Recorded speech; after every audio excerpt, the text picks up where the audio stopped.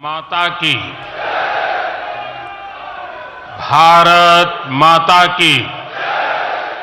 जो उत्साही साथी हैं, उनसे मेरी प्रार्थना है, अगर आप बैठेंगे तो अच्छा होगा। आपका ये उत्साह, आपका प्यार मेरी सर आंखों पर। कृपा करके बैठिए।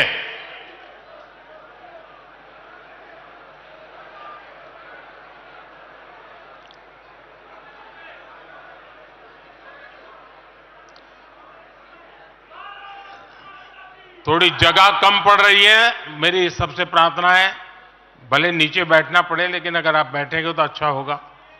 इधर से मेरे साथियों से आग्रह है, आप यहां सुनाई देता है मेरी बात? सुनाई देती है?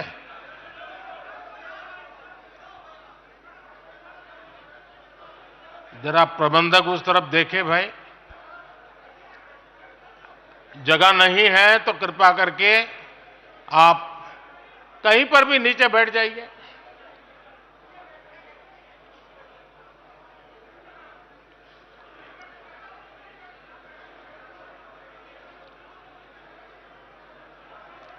भारत माता की, भारत माता की। राष्ट्रीय अधिवेशन में यहां उपस्थित और देश के कोने कोने से जुड़े प्रत्येक भाजपा कार्यकर्ता का मैं अभिनंदन करता हूं।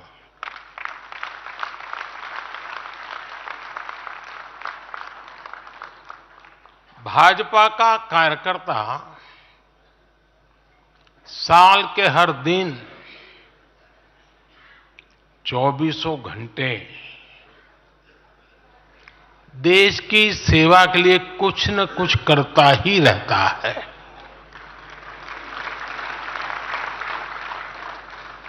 लेकिन अब अगले 100 दिन नई ऊर्जा, नया उमंग, नया उत्साह, नया विश्वास, नए जोश के साथ काम करने का है। आज 18 फरवरी है और इस कालखंड में जो युवा 18 वर्ष के पड़ाव पर पहुंचे हैं, वो देश की 18वीं लोकसभा का चुनाव करने वाले हैं।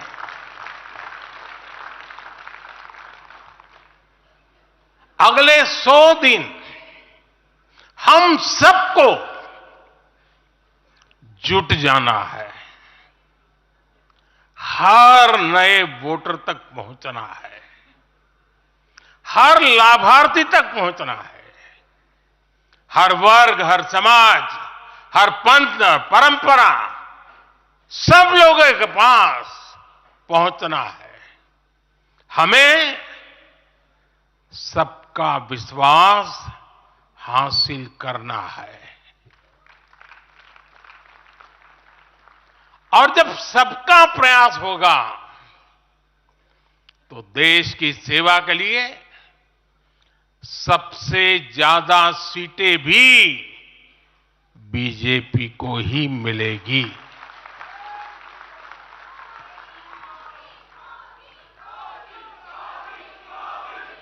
और आज कल मुझे पदाधिकारियों के साथ बैठने का अवसर मिला। कल दोपहर से आप सबके साथ बैठने का अवसर मिला। मैं नड्डा जी को और उनकी पूरी टीम को और आप सबको बधाई देता हूं। जब मैं पदाधिकारियों की बैठक में साल भर के काम का रिपोर्टिंग सुन रहा था, मैं सचमुच में इतना प्रभावित हुआ कि भाजपा के कार्यकर्ता सत्ता में रहने के बावजूद भी समाज के लिए इतना करते हैं। दिन रात दौड़ते हैं, संकटों के बीच भी करते हैं और सिर्फ भारत मां की जय के लिए करते हैं। ये 2 दिन भी जो चर्चा हुआ, विचार विमर्श हुआ है, देश के उज्जवल भविष्य के लिए हमारे संकल्प को दृढ़ करने वाली हर बातें हुई है। मैं इस भव्य आयोजन के लिए प्रेरक विषयों के लिए आप सबको भी, देश भर के कार्यकर्ताओं को भी नड्डा जी के माध्यम से सबका अभिनंदन करता हूं।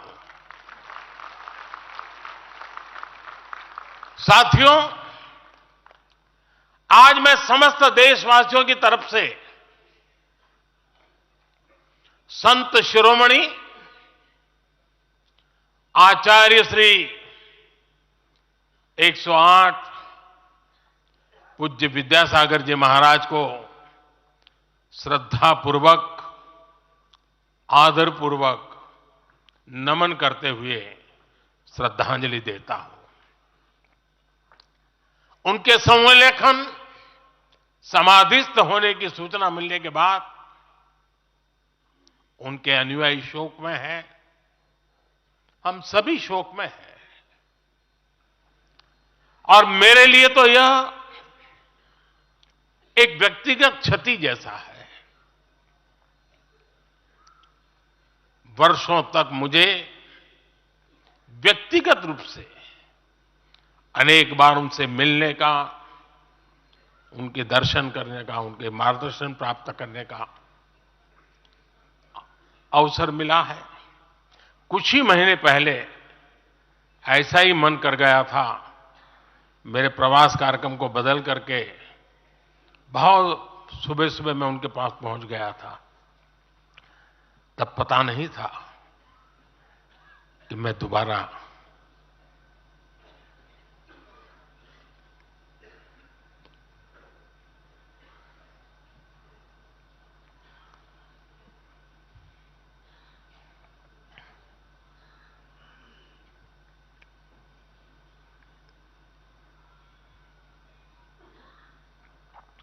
उनके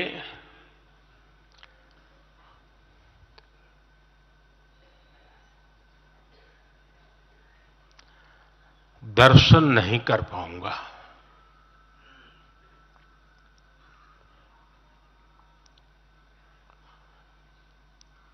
ये मेरा सौभाग्य रहा है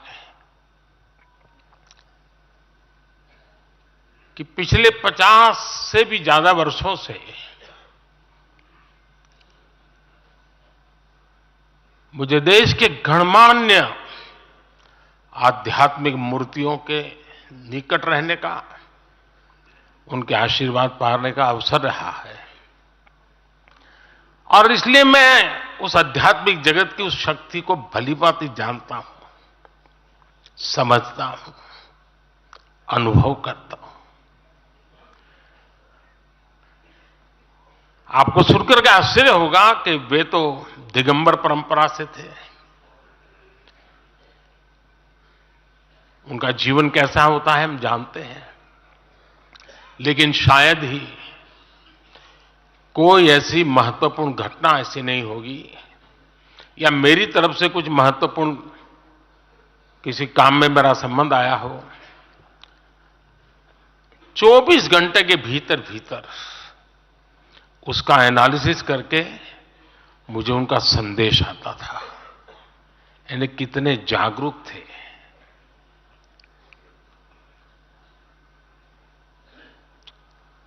और अपनी विराट आध्यात्मिक यात्रा और उसके बाद भी वो हम सबको हमेशा प्रेरणा देते रहे हैं। जीवन भर उतनी सौम्यता के साथ उनका लोगों को मिलना, उन्होंने हमारे युवाओं को परंपराओं से जोड़ा, गरीबों तक शिक्षा और स्वास्थ्य की सुविधाएं पहुंचाई। उनका पूरा जीवन उस व्यक्ति के लिए प्रेरणा जैसा है जिसने गरीबों और वंचितों के लिए काम करने का संकल्प लिया है। आज जब भारत प्रगति के पथ पर आगे बढ़ रहा है, मुझे विश्वास है कि उनके सिद्धांत और उनका आशीर्वाद ऐसे ही भारत भूमि को प्रेरणा देता रहेंगे। साथियों, पिछले 10 वर्षों में भारत ने जो गति हासिल की है, बड़े लक्ष्यों को प्राप्त करने का जो हौसला पाया है, यह अभूतपूर्व है साथियों। और इसलिए नहीं कि मैं कह रहा हूं, दुनिया गाजे बाजे के साथ बोल रही है। भारत ने आज हर क्षेत्र में जो ऊंचाई हासिल की है, उसने हर देशवासी को एक बड़े संकल्प के साथ जोड़ दिया है। और यह संकल्प है विकसित भारत का। अब देश न छोटे सपने देख सकता है और देश न अब छोटे संकल्प ले सकता है। सपने भी विराट होंगे, संकल्प भी विराट होंगे। और ये हमारा सपना भी है, हम सबका संकल्प भी है कि हमें भारत को विकसित बनाना है। और इसमें अगले 5 वर्षों की बहुत बड़ी भूमिका होने जा रही है। अगले 5 साल में भारत को पहले से भी कई गुना तेजी से काम करना है। अगले 5 साल में हमें विकसित भारत की तरफ एक लंबी छलांग लगानी है। लेकिन भाइयों और बहनों, सारे लक्ष्यों की प्राप्ति के लिए पहली शर्त है सरकार में भाजपा की जोरदार वापसी।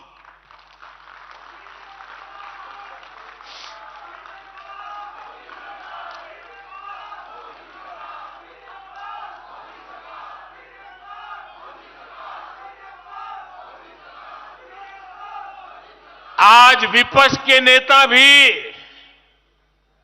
एनडीए सरकार 400 पार के नारे लगा रहे हैं।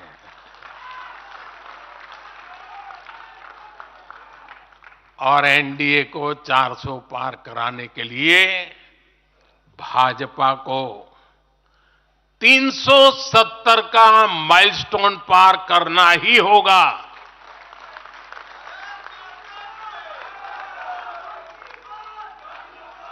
साथियों, कई बार लोग मुझसे कहते हैं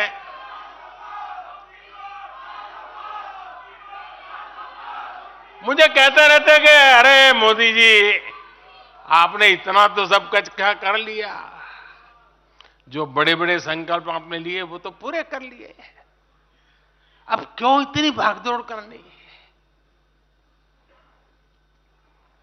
साथियों, पूरा देश मानता है 10 साल का बेदाग कार्यकाल और 25 करोड़ लोगों को गरीबी से बाहर निकालना ये सामान्य उपलब्धि नहीं है। पूरा देश मानता है हमने देश को महाघोटालों और आतंकी हमलों के खौफ से मुक्ति दिलाई है। पूरा देश मानता है हमने गरीब और मिडिल क्लास का जीवन बेहतर करने का प्रयास किया है। लेकिन जो लोग सोचते हैं कि बहुत हो गया, ऐसा सोचने वालों को मैं एक पुरानी घटना जरूर बताना चाहूंगा। एक बार एक बहुत बड़े नेता मुझे मिले, मेरे प्रधानमंत्री पद के दूसरे कार्यकाल पे। बोले, मोदी जी, प्रधानमंत्री बनना बहुत बड़ी बात है, आप बन गए। आपने इतने दशकों के संगठन का भी काम कर लिया, मुख्यमंत्री के रूप में भी इतना लंबा समय रह चुके, प्रधानमंत्री में भी दोबारा आ गए। अब इतना काम पा लिया है, अब तो थोड़ा बैठो, आराम करो, बहुत कर लिया। ये उन्होंने मुझे कहा था। उनकी वो भावना राजनीति के पुराने अनुभवों से थी। लेकिन साथियों, हम राजनीति के लिए नहीं, राष्ट्र नीति के लिए निकले हैं। हम तो छत्रपति शिवाजी महाराज को मानने वाले लोग हैं। जब छत्रपति शिवाजी महाराज का राज्याभिषेक हुआ तो उन्होंने ये नहीं किया कि अब तो छत्रपति बन गए, सत्ता मिल गई तो चलो उसका आनंद लो। उन्होंने अपना मिशन जारी रखा। ऐसे ही उनसे प्रेरणा लेकर के मैं अपने सुख वैभव के लिए जीने वाला व्यक्ति नहीं हूं। मैं बीजेपी सरकार का तीसरा टर्म सत्ता भोग के लिए नहीं मांग रहा हूं। मैं राष्ट्र का संकल्प लेकर निकला हुआ व्यक्ति हूं। अगर मैं अपने घर की ही चिंता करता तो आज करोड़ों गरीबों के घर नहीं बना पाता। मैं देश के करोड़ों बच्चों के भविष्य के लिए जीता हूं, जागता हूं, जूझता रहता हूं। देश के करोड़ों युवाओं, करोड़ों बहनों बेटियों, करोड़ों गरीबों का सपना ही मोदी का संकल्प है।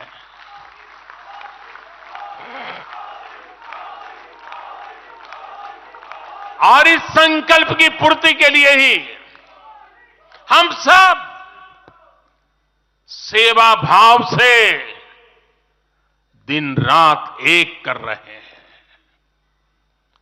10 वर्षों में हमने जो हासिल किया, साथियों, वो तो एक पड़ाव मात्र है। मंजिल तक पहुंचने का एक नया विश्वास है। अभी हमें देश के लिए, कोटि कोटि भारतीयों के लिए, हर भारतीय का जीवन को बदलने के लिए बहुत कुछ हासिल करने का सपने हैं, संकल्प है, और उसके लिए बहुत से निर्णय भी बाकी है। साथियों, आज भाजपा युवा शक्ति, नारी शक्ति, गरीब और किसान की शक्ति को विकसित भारत के निर्माण की शक्ति बना रहा है। पहले लोगों को लगता था कि सरकारें बदलती हैं, व्यवस्था नहीं बदलती।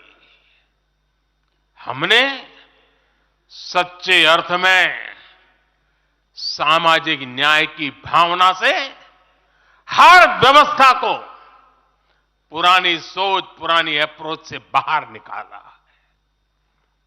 जिनको किसी ने नहीं पूछा, हमने उन्हें पूछा है। इतना ही नहीं, हमने उसको पूजा है। आदिवासियों में भी सबसे पिछड़ी जनजातियों को पहले किसी ने नहीं पूछा। हमने उनके लिए पीएम जनमन योजना बनाई। लाखों विश्वकर्मा परिवारों को किसी ने नहीं पूछा। हमने उनके लिए पीएम विश्वकर्मा योजना बनाई। रेहड़ी, ठेले, फुटपाथ पर काम करने वाले लाखों साथियों के बारे में किसी ने नहीं सोचा। हमने उनके लिए पीएम स्वनिधि योजना बनाई। साथियों, पहले की सरकारों ने महिलाओं के हितों की, उनके जीवन में आ रही परेशानियों की भी कभी चिंता नहीं की। हमारे यहां बेटियों को गर्भ में ही मार डालने की कितनी विराट समस्या थी। हमने इसके लिए सामाजिक चेतना, साथ साथ कड़े कानून दोनों का सहारा लिया। पहली बार देश में बेटी बचाओ बेटी पढ़ाओ जैसा एक जन आंदोलन चला, जिसका एक बहुत ही सार्थक प्रभाव हुआ। हमने बालिकाओं के, महिलाओं के पोषण पर विशेष बल दिया। हमने पोषण अभियान चलाया ताकि गर्भवती महिलाओं को उचित मदद मिल सके। स्वस्थ महिला ही स्वस्थ संतान को जन्म दे सकती है। गर्भ के समय महिलाओं को उचित पोषण मिले, इसके लिए मातृ वंदना योजना के तहत 3.25 करोड़ से अधिक बहनों को सीधी मदद दी। हमने सुरक्षित मातृत्व अभियान के तहत लगभग 5 करोड़ गर्भवती महिलाओं को हेल्थ चेकअप किया। प्रयास यही था कि माता और शिशु दोनों के जीवन पर पहले जो खतरे रहते थे उन्हें कम किया जा सके।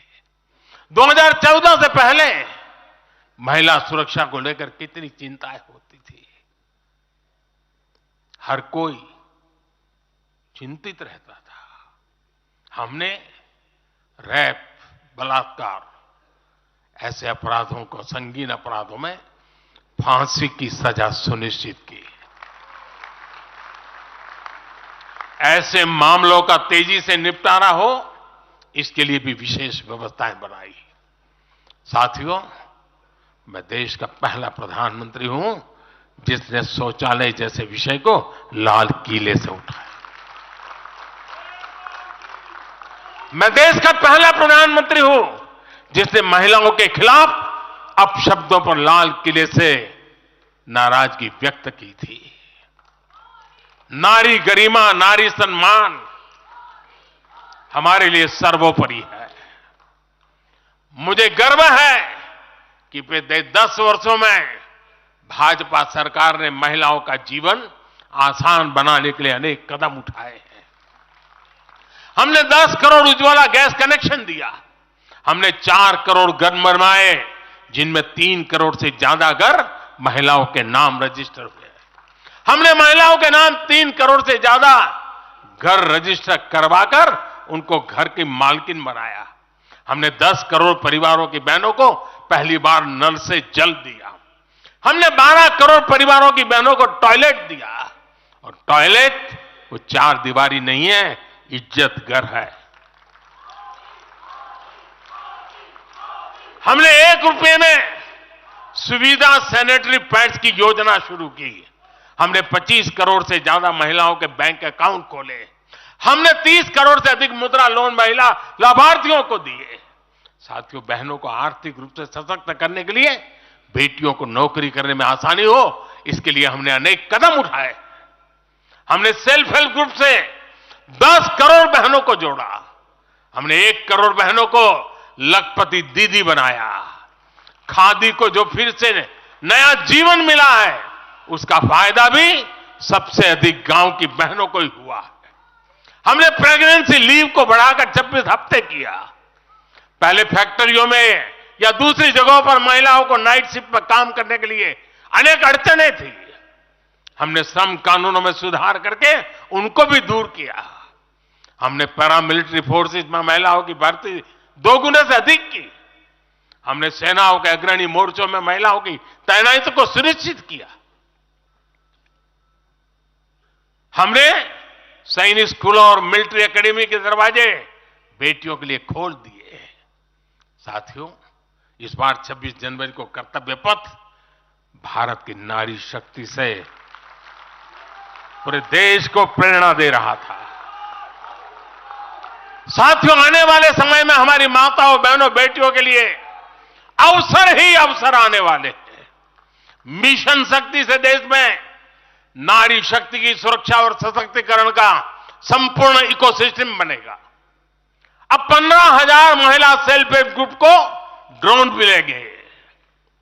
ड्रोन दीदी खेती में वैज्ञानिकता और आधुनिकता लाएगी। अब देश में 3 करोड़ महिलाएं लखपति दीदी बनाई जाएगी। पीएम विश्वकर्मा योजना से परंपरागत कला और शिल्प से जुड़ी बहनें सशक्त होगी। नई नेशनल एजुकेशन पॉलिसी से बेटियों को शिक्षा और स्किल के मामले में सबसे अधिक फायदा होगा। गांव के पास ही बेहतर स्पोर्ट्स इंफ्रास्ट्रक्चर बने, बेटियां हमारी स्पोर्ट्स में कमाल करेगी। साथियों, आज जब मैं बीते 10 वर्षों की तरफ नजर डालता हूं तो कितना ही कुछ याद आता है। ये 10 वर्ष साहसिक फैसलों, दूरगामी निर्णयों के नाम है।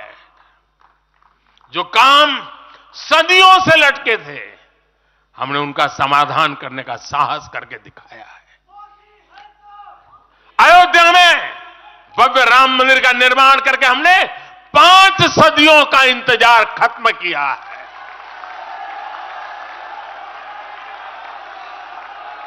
गुजरात के पावागढ़ में 500 साल बाद धर्म ध्वजा फहराई गई है।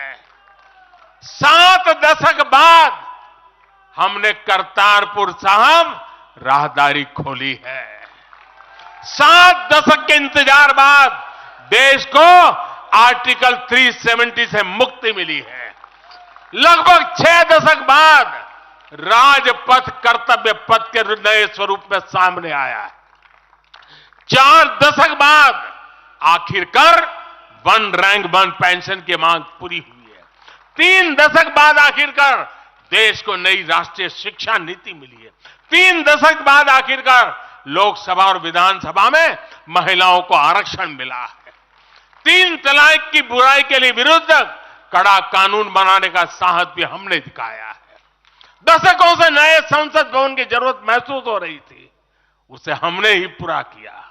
यह प्रत्येक भाजपा कार्यकर्ता का सौभाग्य है कि वैसी अनेक सिद्धियों का निमित्त बन सके। साथियों, कोई भी देश हो, वो अपना भविष्य तभी संवार सकता है जब वह अपने इतिहास को सहज कर रखता है। बीते वर्षों में भारत ने अपने इतिहास को सहेजा भी है, संवारा भी है। हमने नेशनल वॉर मेमोरियल का निर्माण किया। हमने राष्ट्रीय पुलिस स्मारक बनाई। हमने अंडमान में नेताजी सुभाष और परमवीर चक्र विजेताओं के नाम पर द्वीपों का नामकरण किया। हमने दांडी में नमक सत्याग्रह का आधुनिक स्मारक का निर्माण किया। हमने बाबा साहब आंबेडकर से जुड़े पंचतीर्थ को विकसित किया। हमने रांची में भगवान बिरसा मुंडा की स्मृति में म्यूजियम बनाया। सरदार पटेल को समर्पित स्टैच्यू ऑफ यूनिटी हमारे कार्यकाल में बनी। 31 अक्टूबर को राष्ट्रीय एकता दिवस हमारी सरकार ने घोषित किया। 15 नवंबर को जनजातीय गौरव दिवस के रूप में घोषित करने का अवसर हमें मिला। 14 अगस्त को विभाजन विभीषिका दिवस के रूप में याद करने का निर्णय हमारी सरकार ने लिया।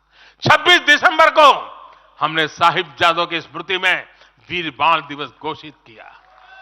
26 नवंबर को संविधान दिवस घोषित करने का फैसला भी हमारी सरकार ने किया और 21 जून को संयुक्त राष्ट्र इंटरनेशनल योगा डे भी हमारी ही सरकार के प्रयासों से घोषित किया।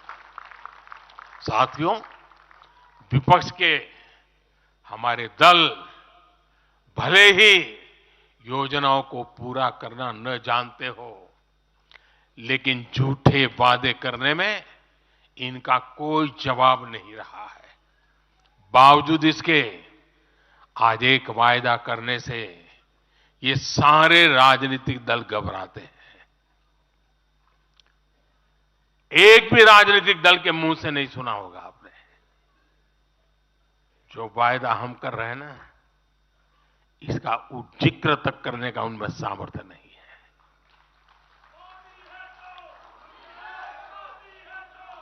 और हमारा वायदा है विकसित भारत का।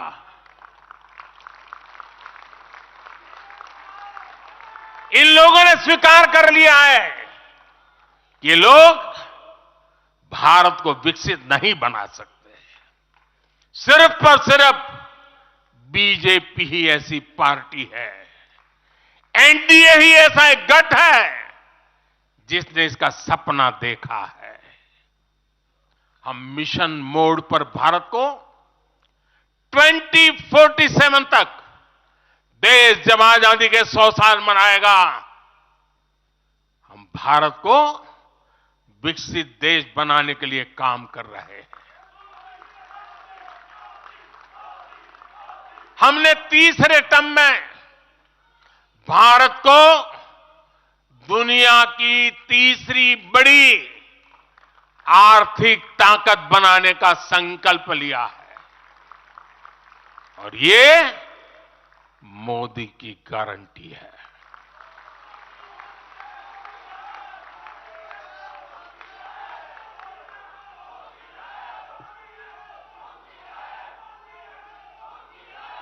और जब मैं भारत को तीसरी आर्थिक ताकत बनाने की बात करता हूं तो उसका मतलब भी बहुत गहरा है। इसका मतलब है भारत के आर्थिक, सामरिक और सांस्कृतिक सामर्थ्य का कई गुना विस्तार, चहुं दिशा में विस्तार। साथियों, हम इसके लिए कितनी तेजी से काम कर रहे हैं, इसका हिसाब लगाना भी जरूरी है। भारत को, यह आंकड़ा याद रखिए, भारत को $1 ट्रिलियन की अर्थव्यवस्था बनने में लगभग 60 साल लगे थे। 60 साल। 2014 में जब देश ने हमें अवसर दिया तो 2 ट्रिलियन मार्क भी बहुत बड़ा लग रहा था, लेकिन 10 वर्षों में हमने अपनी अर्थव्यवस्था में $2 ट्रिलियन और जोड़ दिया। एक के लिए 60 साल, 10 साल में 2 और जोड़ दिया। जब भारत दुनिया की 11वें नंबर की अर्थव्यवस्था था और 11 से 10 पर आने में दम उखड़ गया उनका, हम 11 से 5 पर ले आए। अर्थव्यवस्था जब 11 नंबर पर थी तब इंफ्रास्ट्रक्चर का बजट सिर्फ 2 लाख करोड़ रुपए भी नहीं बन पाता था। आज भारत 5वें नंबर की अर्थव्यवस्था है तो भारत का इंफ्रा बजट 11 लाख करोड़ को पार कर चुका है। इसी वजह से आज गरीबों को 1 करोड़ों घर बन रहे हैं। आज गरीबों के घर तक पानी पहुंच रहा है। आज देश में रिकॉर्ड मेडिकल कॉलेज, अस्पताल, यूनिवर्सिटीज बन रहे हैं।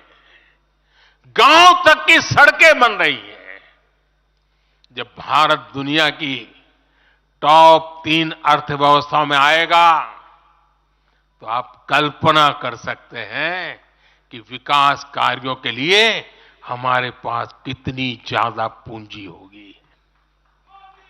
इसलिए भारत के टॉप 3 इकोनॉमी में आने का मतलब है भारत के हर परिवार का जीवन स्तर सुधरेगा।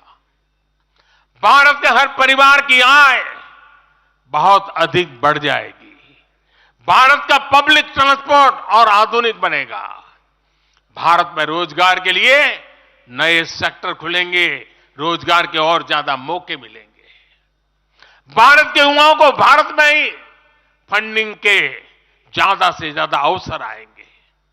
भारत की महिलाओं को हर मोर्चे पर आगे बढ़कर नेतृत्व करने का मौका मिलेगा।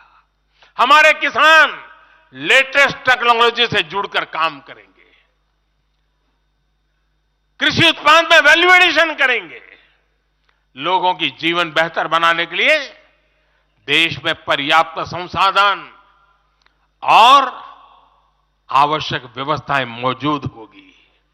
साथियों, मुझे खुशी है कि आज विकसित भारत अभियान की बागडोर भी भारत के युवाओं ने संभाली है। पिछले 1.5 साल में विकसित भारत के संकल्प से जुड़े सुझावों के लिए, और लोगों को ऐसा लगता होगा कि हम बात पता, ऐसा नहीं है, इस पर हम 1.5 साल से चुपचाप काम कर रहे हैं। सरकार की मशीनरी को लगाया है और आपको जानकर के खुशी होगी, अब तक 15 लाख लोगों से ज्यादा लोगों ने विकसित भारत कैसा हो, रोडमैप कैसा हो, इनिशिएटिव कैसे हो, नीतियां कैसी हो, इसमें विचार विमर्श हुआ है। लोगों ने अपने आइडियाज दिए हैं और आपको जानकर के और खुशी होगी, इन 15 लाख में से आधे से ज्यादा वो लोग हैं जिनकी उम्र 35 से कम है। पूरी युवा सोच के साथ हम आगे बढ़ रहे हैं। इन लाखों युवाओं ने विकसित भारत का रोडमैप सुझाया है। साथियों, युवा ऊर्जा से भरा हुआ भारत आज अपने लिए बड़े लक्ष्य तय कर रहा है और जो लक्ष्य तय करता है अपनी आंखों के सामने उसे प्राप्त भी करता है।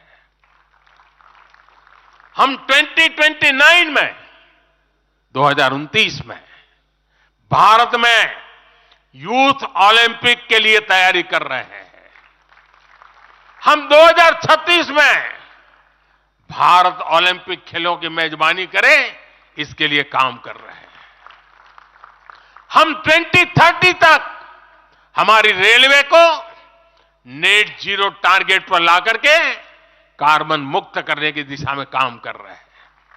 हम 2030 के बजाय अपनी टारगेट डेट से 5 साल पहले ही पेट्रोल में 20% इथेनॉल ब्लेंडिंग का लक्ष्य भी हासिल कर लेंगे।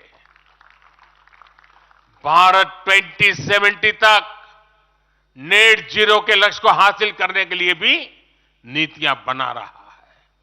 इसका अर्थ है कि आने वाले समय में हमारे देश में अनगिनत ग्रीन जॉब्स बनेगी। साथियों, विकसित भारत वो नहीं होगा जिसका भविष्य भाग्य के भरोसे हो। इसलिए दूसरे देशों पर भारत की निर्भरता को हम तेजी से कम कर रहे हैं। इसलिए हम देश के लिए बड़े लक्ष्य बना रहे हैं और उनके लिए योजनाबद्ध तरीके से काम भी कर रहे हैं। भविष्य में हम एक ऐसा भारत देखेंगे जिससे लाखों करोड़ रुपए का खाद्य तेल बाहर से लाने की जरूरत नहीं होगी। हमारे पाम ऑयल मिशन की मदद से हमारे किसान इतने सशक्त हो जाएंगे कि वो देश के पैसों की बचत कर सके। बीते कुछ वर्षों में दलहन, तिलहन और श्री अन्न के लिए विशेष नीतियां बनाई है, जिससे छोटे छोटे किसानों को मदद हो रही है। भविष्य में भी हमारे किसानों को इनसे और लाभ मिलेगा। किसानों के भविष्य को सुरक्षित करने के लिए हमने देश के कोने कोने में अमृत सरोवर अभियान भी शुरू किया। आजादी का अमृत महोत्सव, हम बहुत कुछ कर सकते थे। हम दिल्ली के अंदर कोई एक बड़ा ताबूत खड़ा कर दे के नाम लिखवा सकते थे कि आजादी के अमृत काल में मोदी जी ये बना के गए। हमने आजादी के अमृत वर्ष को जन आंदोलन बनाया और काम क्या किया? तालाब बनाए। हर गांव में जब तालाब बनते हैं ना, वो किसान को सुरक्षित करते हैं, शुद्ध पानी की गारंटी देते हैं, जमीन उर्वरक बना देते हैं। लंबे भविष्य को सोच करके ऐसे काम हम करते हैं। और इस अभियान के तहत देश में अब तक 60,000 से ज्यादा नए सरोवर बनाए जा चुके हैं। 60,000 तालाब, शायद ही किसी सरकार के नसीब में इतना बड़ा काम करने का सौभाग्य आया होगा। ये सरोवर जल सुरक्षा सुनिश्चित करने में किसानों की मदद करेंगे। आज ग्रीन हाइड्रोजन से जुड़े अभियान और सोलर रूफटॉप मिशन के कारण देश रिन्यूएबल एनर्जी के क्षेत्र में भी तेजी से आगे बढ़ रहा है। बहुत जल्द भारत दुनिया का सेमीकंडक्टर हब बनेगा और इससे पूरी दुनिया में नई कंप्यूटिंग रिवॉल्यूशन को भी भारत गति देने का निमित्त बनने वाला है। पोर्ट लेड ग्रोथ से पब्लिक ट्रांसपोर्ट तक आने वाले समय में हर क्षेत्र को नई ऊंचाई मिल सकेगी। साथियों, भाजपा आज देश का एकमात्र दल है जो एक भारत श्रेष्ठ भारत की भावना के प्रति इतना आग्रही भी है और इतना समर्पित भी है। मैं पिछले महीने के अपने अनुभवों को भी कभी भूल नहीं सकता। इस दौरान मुझे भगवान श्री राम से जुड़े कई स्थानों में भ्रमण करने का अवसर मिला। मेरा 11 दिन का अनुष्ठान चल रहा था। उस अनुष्ठान के दरमियान मैं नासिक, लेपाक्षी, त्रिप्रयार, श्रीरंगम, रामेश्वरम, धनुषकोडी, मैं इन जगहों पर एक सामान्य साधक के तौर पर गया था। इस दौरान मुझे दक्षिण भारत के विभिन्न क्षेत्रों में लोगों से जो स्नेह मिला, आशीर्वाद मिले, मैं उसका शब्दों में बयान नहीं कर सकता और पॉलिटिकल पंडितों के पैरामीटर में कभी आ भी नहीं सकता है जी। जब मैं सड़कों से गुजर रहा था, लोग अपने वचन से, अपने भावों से मुझ पर अपना आशीर्वाद बरसा रहे थे। इस दौरान मुझे कंब रामायण का पाठ सुनने का अवसर मिला। ये ठीक उसी जगह पर हुआ जहां महान कवि कंबन ने 800 वर्ष पहले अपने रामायण की रचना की थी। आप कल्पना कर सकते हैं उसी स्थान पर बैठ करके जब मैं कंब रामायण सुन रहा था, उस भाव विश्व को मैं ही अनुभव कर सकता हूं। एक ऐसा अद्भुत क्षण था जिसमें एक भारत श्रेष्ठ भारत की भावना पूरी तरह समाहित थी। मुझे विश्वास है कि आप सभी ने भी कम अधिक मात्रा में इसे महसूस किया होगा। हम हमेशा विभिन्न तरीके से देशवासियों को करीब लाने का निरंतर प्रयास करते हैं। एकता के सूत्र में बांधने के लिए हमारी कोशिश रहती है। चाहे संयुक्त राष्ट्र में पहली बार जाकर के कोई तमिल में बोलता है, जगत गुरु बसवेश्वरा का संदेश दूर दूर तक पहुंचाने के लिए हम लेके जाते हैं। काशी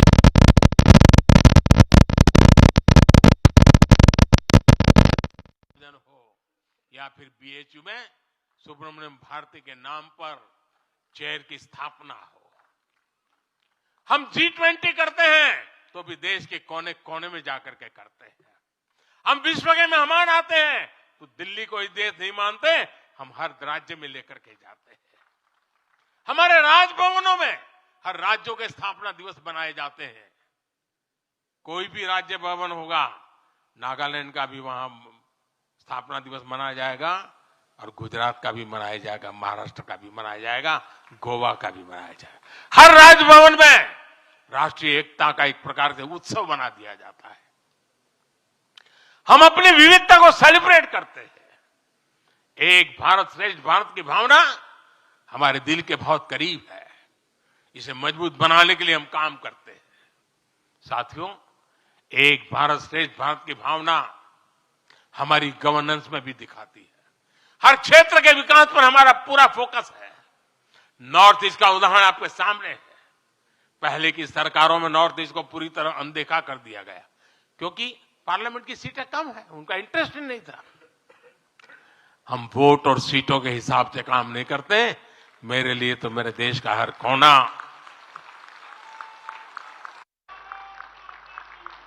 समृद्ध हो, विकसित हो, ये हमारा भाव है। आज चाहे सियाचिन हो या फिर देश के आकांक्षी जिले हो, कोई हमसे दूर नहीं है। वो गांव जिन्हें पहले आखिरी गांव कहा जाता था, हमारे लिए देश के वो पहले गांव बन गए। और मेरे सारे कैबिनेट के मंत्री उन गांवों में रात बिता कर आए। कुछ मंत्रियों को तो -15 डिग्री में रात को रुकना पड़ा वहां, क्योंकि हम आत्मसात करना चाहते हैं। हमारे लिए देश का हर हिस्सा महत्वपूर्ण है, हर हिस्से पर हमारा फोकस है। साथियों, जो भी राजनीति में दिलचस्पी रखता है और जिसके लिए लोकतांत्रिक मूल्य प्रमुख रहते हैं, वो भी अगर न्यूट्रल है तो पब्लिकली हमारी प्रशंसा करते हैं, न्यूट्रल नहीं है तो खानगी में तो कर ही देते हैं। इसकी एक बड़ी वजह है, हमने समय के साथ खुद को सकारात्मकता के साथ बदलने का प्रयास किया है। हमने अपनी राजनीतिक व्यवस्था को नए और आधुनिक विचारों के लिए खुला रखा है। आजादी के बाद वर्षों तक जिन्होंने हमारे देश पर शासन किया, उन्होंने एक व्यवस्था बना दी थी। उस व्यवस्था में कुछ बड़े परिवारों के लोगों को ही सत्ता के केंद्र में रहे, उनके आसपास रहने वाले लोगों को ही राजनीतिक ताकत मिलती रही। अहम पदों पर परिवार के करीबियों को ही आगे बढ़ाया गया। हमने इस व्यवस्था को भी बदल दिया। हमने नए लोगों को मौका दिया कि वो हमारी व्यवस्था का हिस्सा बने और परिणाम ला करके दिखाएं। इससे व्यवस्था में नयापन आया और इसका लोकतांत्रिक स्वरूप कायम रहा। हमारी कैबिनेट में रिकॉर्ड संख्या में नॉर्थ ईस्ट के मंत्री हैं। नागालैंड से पहली बार एक महिला राज्यसभा में सांसद बन गई है। हमें गर्व है कि हमने पहली बार त्रिपुरा के व्यक्ति को काउंसिल ऑफ मिनिस्टर्स के अंदर स्थान दिया है। पहली बार हमारी सरकार में अरुणाचल प्रदेश को कैबिनेट मिनिस्टर मिला है। पहली बार गुर्जर मुस्लिम को राज्यसभा के लिए नॉमिनेट किया गया है। हमारी सरकार में ही गोवा से कैबिनेट मंत्री बनाया गया। हमें गर्व है कि हम बीजेपी के एक ऐसी संस्कृति का हिस्सा हैं जो मंत्रालय में रिकॉर्ड ओबीसी प्रतिनिधित्व सुनिश्चित किया जाता है। अमित भाई ने इसका विस्तार से वर्णन किया, इसलिए मैं ज्यादा उसके ऊपर नहीं कहना चाहता हूं। साथियों, हमारी सरकार सबके लिए है। सबका साथ, सबका विकास हमारे काम से ही झलकता है। हमें गर्व होता है जब करतारपुर साहिब कॉरिडोर के द्वारा लाखों सिख श्रद्धालुओं की आध्यात्मिक इच्छाएं पूरी होती है।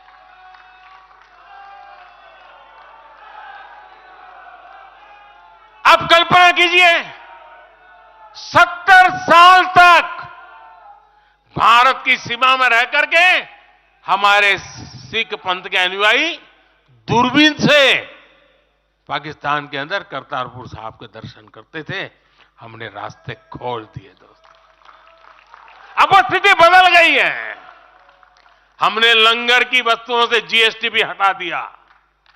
हमने स्वर्ण मंदिर के लिए एफसीआर रजिस्ट्रेशन सुनिश्चित किया, जिससे विदेशियों को सेवा करने का अवसर मिला है। पहली बार वीर बाल दिवस मनाकर हमने सत्य और न्याय के लिए बलिदान देने वाले साहसजादों को, शौर्य को सम्मान दिया। आज केरल का बच्चा भी जानता है कि साहबजादे का बलिदान कैसा था। नागालैंड का बच्चा भी जानता है कि साहबजादों ने कितना बड़ा बलिदान दिया था। साथियों, अफगानिस्तान से भी गुरु ग्रंथ साहब के स्वरूपों को पूरे सम्मान के साथ भारत लाए। इसके साथ ही हमारी सरकार ने हज की प्रक्रिया में सुधार करके यात्रा को सुविधाजनक बनाया। आज बिना महरम के हज करना भी संभव हुआ है। इससे महिलाओं के लिए भी हज करना आसान हुआ और हजारों महिलाएं गई। साथियों, 2014 में जब मैंने शपथ ली तो हमारे कई आलोचक कहते थे, मोदी जी एक राज्य के बारे उनका क्या अनुभव है, इतना बड़ा देश, इतनी बड़ी दुनिया, ये मोदी क्या करेगा, कैसे करेगा। ठीक है, गुजरात चलाया होगा, लेकिन वो सब सोच रहे, देख लें, विदेश नीति को लेकर बड़ी बड़ी बातें कही जाती थी। अभी मैं कुछ दिन पहले ही यूएई और कतर से जाकर के आया हूं। तमाम देशों से हमारे रिश्ते कैसे मजबूत हैं, ये आज दुनिया देख रही है। आज पश्चिमी एशिया के देशों से हमारे संबंध अब तक की सबसे मजबूत स्थिति में है। 2015 में जब मैं यूएई गया था पहली बार, आप हैरान हो जाएंगे, मेरे पहले 34 साल तक देश का प्रधानमंत्री वहां नहीं गया था। सोचिए किस तरह हमने उस पूरे क्षेत्र को छोड़ रखा था। कांग्रेस की सरकारें पूरे वेस्ट एशिया को सिर्फ पाकिस्तान के संदर्भ में देखा करती थी। उन्हें भारतीयों की शक्ति और उनके विश्वास पर भरोसा ही नहीं था। लेकिन आज भारत इस क्षेत्र से संबंधों का नया अध्याय लिख रहा है। पहले लोग सोचते थे कि बस तेल का इंपोर्ट कर लेते हैं और यहां से कुछ लेबर भेज देते हैं ताकि उनको रोजी रोटी मिल जाए, लेकिन अब ऐसा नहीं है। आज ट्रेड, टेक्नोलॉजी, टूरिज्म, ऐसे अनेक क्षेत्रों में हमारे संबंध बहुत बेहतर हैं और हम निरंतर विकास कर रहे हैं। यहां तक कि अरब के 5 देशों ने मुझे अपना सर्वोच्च सम्मान तक दिया है। यह सम्मान मोदी का नहीं है, 140 करोड़ भारतीयों के सामर्थ्य का सम्मान है। और भाइयों बहनों, विदेश नीति के जो भी जानकार हैं, वो विदेश से मिले हर संकेत भी पकड़ ले रहे होंगे। आज अलग अलग देशों में सत्ता और विपक्ष के दल ये खुलकर मानते हैं कि भारत के सशक्त होने से पूरी दुनिया का हित होने वाला है। ये पूरी दुनिया मानने लगी है। आज हर महाद्वीप में भारत का सम्मान, भारत की ताकत बढ़ रही है। हर देश भारत से गहरे संबंध बनाने पर जोर दे रहा है।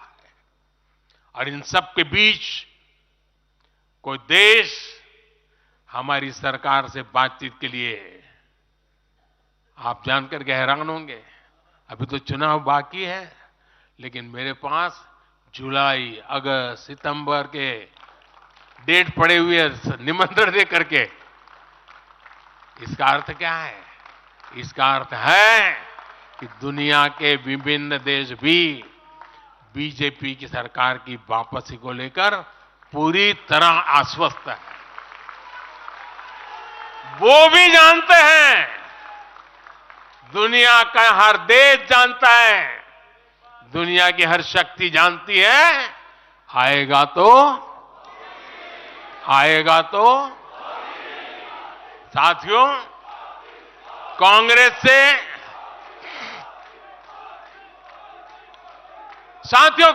से देश को बचाना, देश के हर नागरिक को बचाना, हमारे बच्चों का, हमारे युवाओं का भविष्य बचाना बीजेपी के प्रत्येक कार्यकर्ता का दायित्व है। कांग्रेस का ट्रैक रिकॉर्ड हम सभी के सामने है। कांग्रेस अस्थिरता की जननी है। कांग्रेस परिवारवाद की जननी है। कांग्रेस भ्रष्टाचार की जननी है। और कांग्रेस तुष्टीकरण की भी जननी है। 70 के दशक में जब देश में कांग्रेस के विरुद्ध गुस्सा बढ़ना शुरू हुआ तो खुद को बचाने के लिए उसने अस्थिरता का सहारा लिया। हर नेता की सरकार कांग्रेस ने अस्थिर की। आज यहां प्रस्ताव के समय इसकी चर्चा आई है तो मैं ज्यादा उसके लिए कहता नहीं हूं। आज भी ये लोग अस्थिरता पैदा करने के लिए नई नई साजिशें कर रहे हैं। इन लोगों ने मिलकर जो गठबंधन बनाया है उसकी भी यही पहचान है। कांग्रेस के पास विकास का एजेंडा नहीं है, फ्यूचर का रोड मैप नहीं है। ये देश को कभी भाषा के आधार पर तो कभी क्षेत्र के आधार पर बांटने में जुटे हुए हैं। साथियों, कांग्रेस का एक सबसे बड़ा पाप ये रहा है कि वो देश की सेनाओं का मनोबल तोड़ने से भी पीछे नहीं रहे। भारत की राष्ट्रीय सुरक्षा और सामरिक शक्ति को नुकसान पहुंचाने में कांग्रेस ने कोई कसर नहीं छोड़ी है। जब भी देश के रक्षा क्षेत्र में कोई बड़ा काम हुआ, जब हमारी सेनाओं ने कोई उपलब्धि हासिल की, कांग्रेस ने हर बार उन पर सवाल उठाए। आप सिर्फ सोचिए कि 5 साल पहले इन लोगों ने क्या कहा था। इन लोगों ने हर कोशिश की कि हमारी वायुसेना को राफेल जैसे एडवांस एयरक्राफ्ट न मिल पाए। इन्होंने अब प्रचार किया कि हिंदुस्तान एरोनॉटिकल लिमिटेड को, HAL को खत्म किया जा रहा है। ये लोग तो HAL के बाहर फोटो तक खींचवाने के लिए चले गए थे। लेकिन देखिए HAL आज कैसे धूमधाम से आगे बढ़ रहा है। आज देखिए कितने सारे ऑर्डर आज उनके यहां बुक किए गए हैं। आज जरा देखिए HAL का मार्केट वैल्यू कितना बढ़ गया है। ये वही लोग हैं जिन्होंने हमारी सेनाओं के सर्जिकल स्ट्राइक करने पर उनके पराक्रम पर सवाल खड़ा कर दिया। जब एयर स्ट्राइक हुई तो उसकी सफलता के प्रमाण मांगे जाने लगे। कांग्रेस भारतीय सेनाओं के अपमान का कोई मौका नहीं छोड़ती। साथियों, कांग्रेस कितनी कंफ्यूज है इसका उदाहरण मैं आपको देना चाहता हूं। कांग्रेस में लड़ाई चल रही है और बड़ी तगड़ी लड़ाई चल रही है, लेकिन मजा यह है कि सिद्धांतों की नहीं चल रही है, योजनाओं को समझ में नहीं चल रही है। लड़ाई क्या चल रही है आपको जानकर के आश्चर्य होगा। क्या लड़ाई है? कांग्रेस में एक वर्ग है जो कहता है कि मोदी से तीखी नफरत करो, मोदी पर व्यक्तिगत आरोप लगाओ, मोदी की छवि खराब करने के लिए हर हथकंडे अपनाओ। एक वर्ग है। कांग्रेस के अंदर एक दूसरा वर्ग भी है जो कांग्रेस की मूल परंपराओं से निकला हुआ है, जो कहता है कि मोदी पर व्यक्तिगत आरोप, नफरत से कांग्रेस को बाहर निकालो, इससे कांग्रेस को और ज्यादा नुकसान होता है। यानी कांग्रेस हमसे सैद्धांतिक मुद्दों पर लड़ाई नहीं लड़ रही है। कांग्रेस इतनी हताश है कि उसमें सैद्धांतिक विरोध, वैचारिक विरोध का साहस भी नहीं बचा। इसलिए गाली गलौज और मोदी पर झूठे आरोप ही उनका एकमात्र एजेंडा बन गया है। साथियों, लाल किले से मैंने कहा था यही समय है, यही समय है, यही समय है। भारत के इतिहास में आज वो समय आ गया है जब हमें अपने देश का भाग्य बदल देना है। और साथियों, मैंने देशवासियों को लाल किले से कहा था और आपको तो कई बार कह चुका हूं। मैंने देशवासियों को कहा था कि अगर आप 10 घंटे काम करेंगे तो मोदी 11 घंटे काम करेगा। अगर आप 12 घंटे काम करेंगे तो मैं 13 घंटे काम करूंगा। अगर आप 14 घंटा काम करेंगे तो मैं 15 घंटे काम करूंगा। मेरे साथियों, देश भर के मेरे कार्यकर्ताओं, देश भर के मेरे देश को उज्जवल भविष्य के लिए आशा लगाकर बैठे हुए लोगों से मैं कहना चाहूंगा, आने वाले 100 दिनों तक बीजेपी के हर कार्यकर्ता को अपने लिए नए लक्ष्य बनाने होंगे, उन्हें प्राप्त करना होगा। बीते वर्षों में भाजपा सरकार की योजनाओं का लाभ करोड़ों लाभार्थियों को मिला है। हमें हर लाभार्थी तक पहुंचना है। और मेरी एक व्यक्तिगत प्रार्थना है, करोगे? जरा हाथ ऊपर करके बताइए, करोगे? करोगे? हर लाभार्थी के पास जाइए, उनको कहना कि प्रधान सेवक नरेंद्र मोदी ने उन्हें प्रणाम कहा है।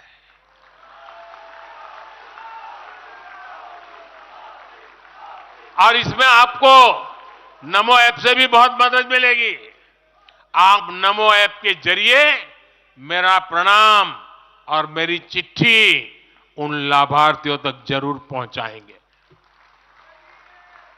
किसी भी बूथ में एक भी फर्स्ट टाइम वोटर ऐसा ना हो जिस तक बीजेपी का कार्यकर्ता पहुंचा ना हो। आपको उन्हें पिछले 10 वर्षों के काम और आने वाले 5 वर्षों के प्लान, इसके विषय में जरूर बताना है। मैं आपको उन्हें नमो ऐप पर विकसित भारत का ब्रांड एम्बेसडर बनाने के लिए हमें उसको जोड़ना है। वो हमारा एम्बेसडर है।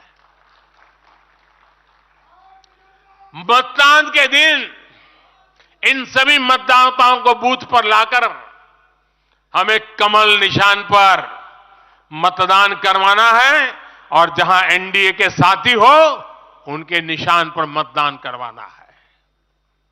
साथियों, हमें याद रखना है, हमें सिर्फ सरकार बनाने के लिए लोगों को नहीं जोड़ना, बल्कि देश बनाने के लिए भी तो लोगों को जोड़ना है। जो किसी भी कारण से अभी भी भाजपा से दूर है, उन तक हमें पहुंचना है। सबका साथ, सबका विकास ही हमारा मंत्र है। हमारे स्वतंत्रता सेनानियों ने जो सपने देखे थे, अब उन्हें पूरा करने का समय आ गया है। और इसके लिए भाजपा जरूरी है। इसके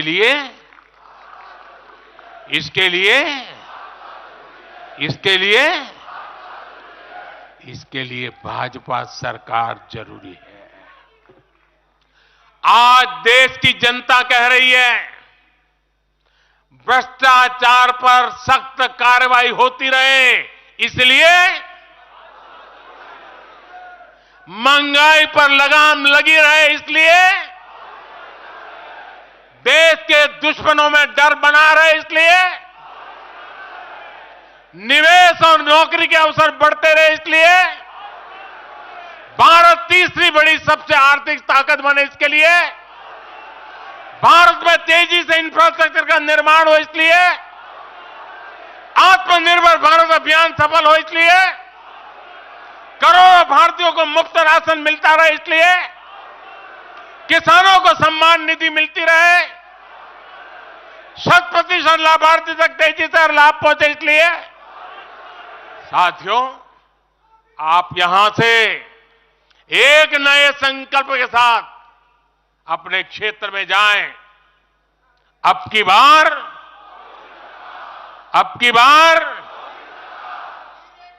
400 पार, अब की बार इस मिशन पर हमें जुट जाना है। आप सबको मेरी तरफ से अनेक अनेक शुभकामनाएं हैं। मेरे साथ बोले, भारत माता की, भारत माता की, भारत माता की। मैं समझता हूं अभी वंदे मातरम होने वाला है।